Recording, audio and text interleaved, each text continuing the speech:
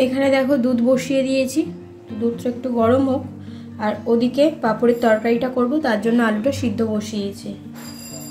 আর এদিকে দেখো, এদিকে এই যে এদিকে আমি রেখেছি কুমড়ো আলু ডাঁটাটা কেটে রেখেছি। তোমরা তো জানোই কুমড়ো আলু ডাঁটা দিয়ে একটা তরকারি করেছি, এটা খুবই ভালো লাগে আমাদের খেতে।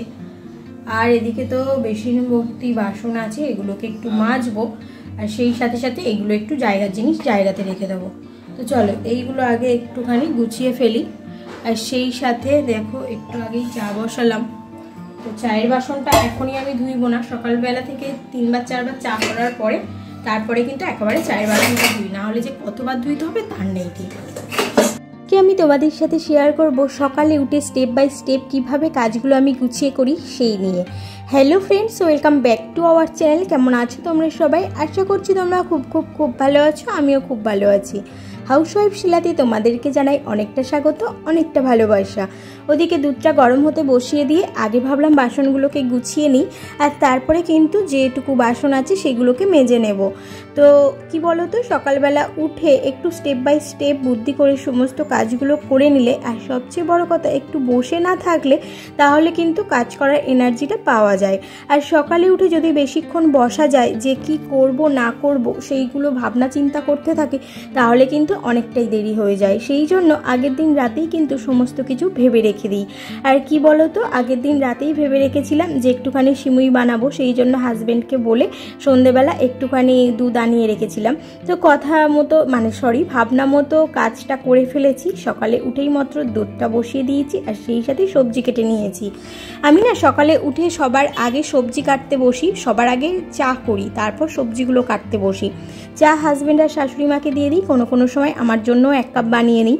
আর সবজিগুলো কাটলে কি হয় বলো তো, নিজের একটুখানি বসে থাকা হয়, উঠেই মতো দৌড়ঝাঁপ করে কাজ করতে ভালো লাগে না, মনে হয় একটু বসে থাকলে ভালো হয়। তো বসে বসে সবজি কাটতে আমার খুব ভালো লাগে, ওই জন্য আমি সবার ফার্স্ট উঠে সবজি কাটতে বসি। আর কি রান্না করব না করব, টিফিনে কি বানাবো, সেই সমস্ত তো আগের দিন থেকেই ভাবনা চিন্তাটা করে রাখি।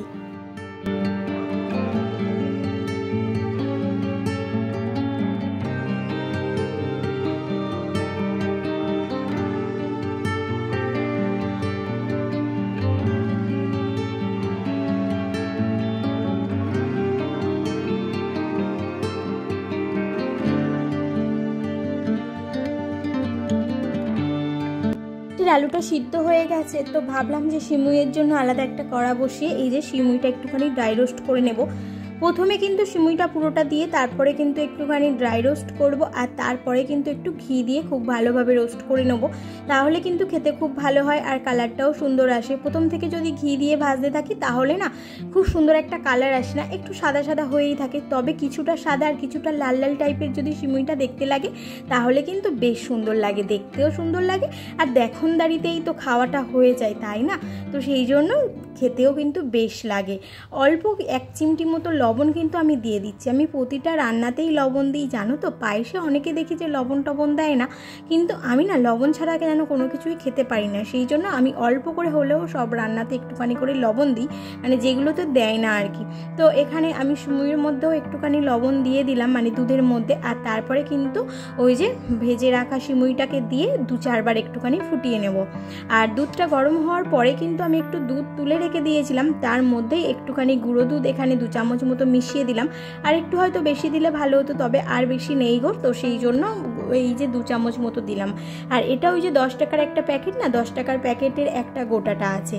আর যাই হোক, এইবারে আমি এর মধ্যে কিন্তু চিনিটা দিয়ে দিচ্ছি। অর্ধেকটা চিনি প্রথমে আমি দেওয়ার পর দিয়েছি, তারপরে একটুখানি টেস্ট করে দেখেছি যে চিনিটা ঠিকঠাক হয়েছে কিনা। তবে আমার মনে হয়েছে যে আরেকটু চিনি দিতে হবে, সেই জন্য আরেকটু চিনি দিয়েছি। আর এদিকে দেখো রিগও ঘুম থেকে উঠে গেছে।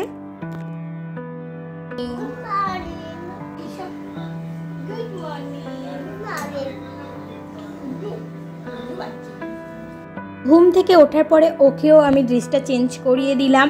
আর এখন এত প্রচণ্ড গরম পড়েছে না, আর একটুও থাকা যাচ্ছে না, সেই জন্য ওকে আর রাতে করে না গায়েতে কিছু দিচ্ছি না। ওর গলাটা এত পরিমাণ ঘামে না, এই যে আমাদের স্ট্যান্ড ফ্যানটা চলতে থাকে, তার উপর সিলিং ফ্যান চলে, তাও কিন্তু ও প্রচুর পরিমাণে ঘামে। আর দেখো সকালে উঠে কিন্তু আমার হাতে হাতে একটুখানি কাজ করে দেয়। হ্যাঁ, এটা কিন্তু শিশুকে দিয়ে কাজ করানোর জন্য না, ওকে সব কিছু শেখানোর জন্য। একটা বাচ্চার কিন্তু সব কিছু শেখাটা উচিত, আর ছোট থেকে তুমি একটা বাচ্চাকে যেমন শিক্ষা দেবে সেটা কিন্তু তার থেকে যাবে। আসলে সবাইকে আস্তে আস্তে স্বাবলম্বী হতে শিখতে হয়, তো সেই জন্য ওর যতটুকু ওকে বলা হয় ও কিন্তু নিজে থেকেই কাজটা করে, ঠিক আছে। অনেকে মনে করবে এইটুকু বাচ্চাকে দিয়ে করানোর কি আছে, কিন্তু এটাকে কিন্তু ওকে দিয়ে খাটানো না, ওকে না নিজেদের সব সাথে একটুখানি বিজি করে রাখা, না হলেই তো ফোন দাও, এই দাও, সেই দাও, এই সবের বায়না করবে। একটু যদি মা বাবার হাতে হাতে যদি সব কিছু এগিয়ে দেয় তাহলে সেটা বাচ্চার ক্ষতি হয় না, জানো তো। তার চেয়ে বরঞ্চ একটা ভালো শিক্ষাই ও কিন্তু পাবে। যখন কাউকে অনেকটা কষ্ট করতে দেখবে তখন ও কিন্তু এগিয়ে যাবে সেই কাজটা করার জন্য। এই জন্যই কিন্তু আমরা ওকে আস্তে আস্তে একটু একটু করে সব কিছু শেখাই। তোমরা কেউ এটাকে শিশুশ্রম ভেবে কিন্তু ভুল করো না। এদিকে দেখো তোমাদের সাথে গল্প করতে করতে একটুখানি বিছানাটাকে সুন্দরভাবে পরিপাটি করে গুছিয়ে নিলাম, আমার পক্ষে যতটা সম্ভব। তো আমি এইভাবেই রোজ কিন্তু ও ঘুম থেকে ওঠার পরে বিছানাটা গোছাই। তবে আজকে তো স্কুল আছে, সেই ক্ষেত্রে কিন্তু একটুখানি ওর দেরি হয়ে গেল ঘুম থেকে উঠতে।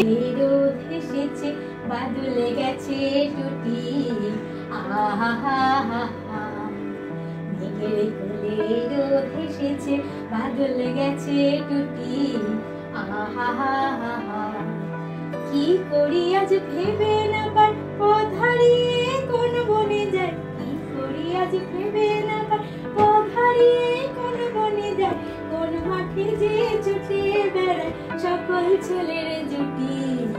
আহা, কখনো কখনো ও না স্নান করতে যাওয়ার আগে বা ইউনিফর্ম পরার আগে, খেতে বসার আগে বিভিন্ন ধরনের কিছু বায়না করতে থাকে। হয়তো কখনো বলে মা একটা গান করো, কখনো বলে একটুখানি খেলা করে নিই, কিন্তু সেই সবগুলোকে আমি একটুখানি মানিয়ে নিই। কারণ স্কুলে যাওয়ার আগে বা খেতে বসার আগে এইগুলোকে না মানিয়ে নিলে না বাচ্চার মুড ঠিক থাকে না, আর সেক্ষেত্রে কিন্তু বাচ্চা খেতে চায় না, খাওয়ার সময় বায়না করে, স্কুলে যাওয়ার সময় কান্নাকাটি করে, সেটা আমার একদমই ভালো লাগে না। তো এদিকে ওর এখন বায়না হয়েছে যে মাকে এখন গান করতে হবে। তো যাই হোক, চলো ওকে এইভাবেই আমি স্কুলে যাওয়ার সময় রেডি করাই, সেটাই আজকের ভিডিওতে একটুখানি তোমাদের সাথে শেয়ার করলাম। তোমরাও বাড়ির বাচ্চাদেরকে একটু ভালো করে সময় দিও, তাহলে দেখবে তারাও কিন্তু খুব একটা দুষ্টু হবে না, জানো তো। তোমার সাথে সাথেই তোমার মতো করে বেড়ে উঠবে।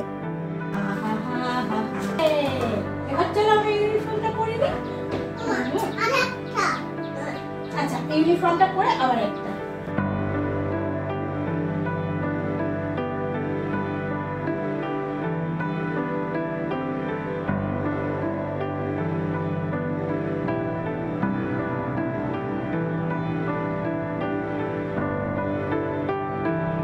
একে স্কুল থেকে নিয়ে অনেকক্ষণ চলে এসেছি, একটু রেস্ট নিলাম। আর এদিকে না কাণ্ড কারখানা দেখো, বললো একটা গাছ আনতে যাচ্ছে, এখানে কতজন কচি কাচারা উঁকি মারছে শুধু একবার দেখো। একটা গাছ আনতে যাচ্ছে,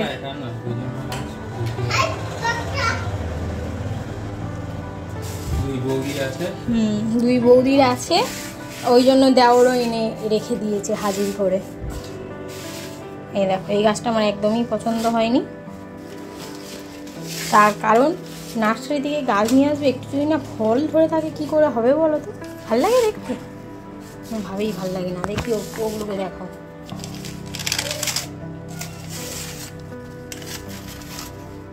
আমাদের তো বেল আছে, এটা দিয়ে সেটা রাজবেরি। ও তার মানে আমি এটা দিয়েই দেখে নিলাম যে এটাও আমাদের, তাই তো।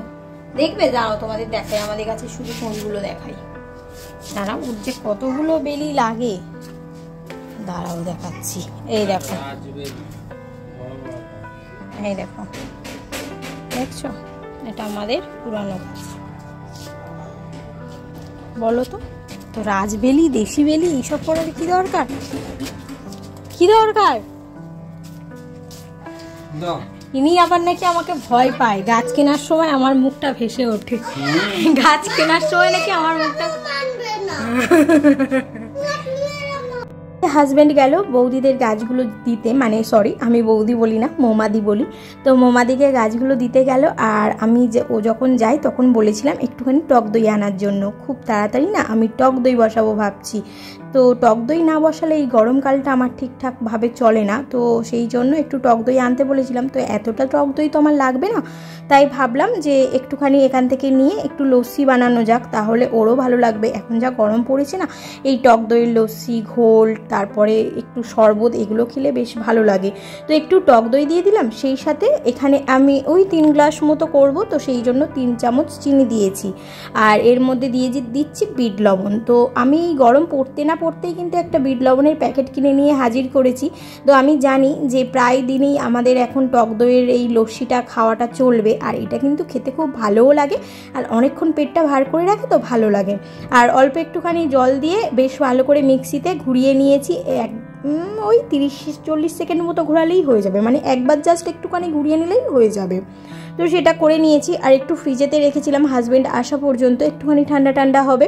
তো যাই হোক, এদিকে আমার মনে হয়েছিল যে একটুখানি বিট লবণটা কম হয়েছে, তো সেই জন্য আবার একটুখানি বিট লবণ দিয়ে দিলাম, সেই সাথে অল্প একটু জল দিয়ে পাতলাও করলাম। খুব একটা ঘন পছন্দ হয় না। তো চলো, কিছু বরফের টুকরো দিয়ে দিলাম গ্লাসের মধ্যে, কারণ আমার আর হাজব্যান্ডের আরও একটু ঠান্ডা ঠান্ডা হলে মনে হয় যেন বেশি ভালো হয়, কিন্তু ছেলেকে তো এতটা ঠান্ডা দেবো না, তো সেই জন্য ছেলের দিকে আর এই বরফের টুকরো দিলাম না। তো চলো, সবাই মিলে এখন আমরা এই লস্যিটা খাই, আর সেই সাথে সাথে গরমেতে পেট, মন, শরীর সব কিছুকে ঠান্ডা করি। সেই সাথে সাথে আজকে ভিডিওটা এখানে এন্ড করছি। দেখা হচ্ছে পরের দিন আরও ইন্টারেস্টিং ব্লগের সাথে। ততক্ষণে তোমরা সবাই ভালো থেকো, সুস্থ থেকো। আর হ্যাঁ, আজকে ভিডিওটা কেমন লাগলো অবশ্যই কিন্তু আমাকে কমেন্ট করে জানিও। যে সকল বন্ধুরা আমার চ্যানেলে নতুন, তারা অবশ্যই কিন্তু আমার চ্যানেলটিকে সাবস্ক্রাইব করো। আর যে সকল বন্ধুরা প্রতিনিয়ত ভিডিওগুলো দেখে আমাকে অনেক অনেক অনেক সাপোর্ট করছো, তাদেরকে জানাই অনেকটা ধন্যবাদ। তো চলো, দেখা হচ্ছে পরের দিন। এখনকার মতো সবাইকে টাটা।